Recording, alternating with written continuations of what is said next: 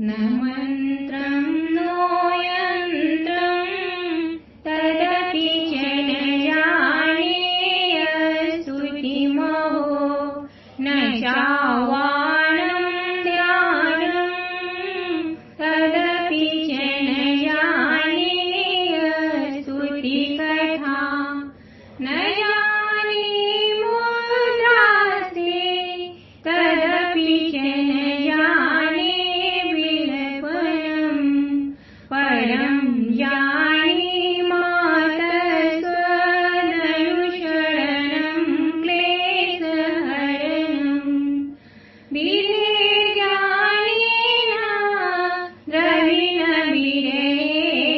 द्रविणविधेनारसतया विधेया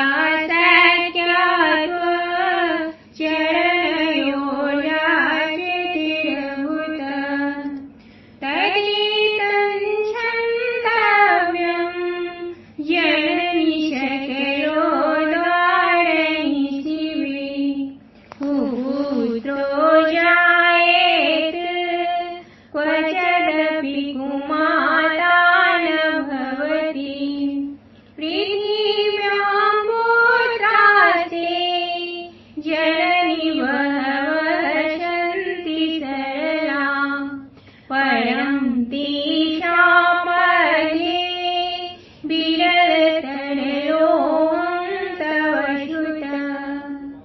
मयियोग्यं त्याग समुचितमिदं नो तव शिवे कुपुत्रो जायेत क्वचिदपि कुमाता न भवति जन्मान्तरमात स्वचरणसेवानरचिता न वा दत्तं देवी द्रविणमपि भूयस्व मया तथापि त्वं स्नेहं मयि निरूपं यत् प्रकुरुषे कुपुत्रो जायेत क्वचिदपि कुमाता न भवति परित्यक्ता जीवा विविधविधसेवाकुलतया मया पञ्चाशीतेऽधिकमपणितेतुं वयसि इदानीं चेन्मात यदि कृपाणापि भविता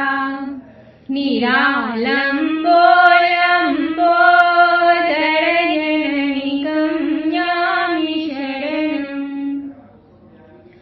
स्वपाको जल्पाको भवनिमधुपाकोपं गिरा निरातङ्को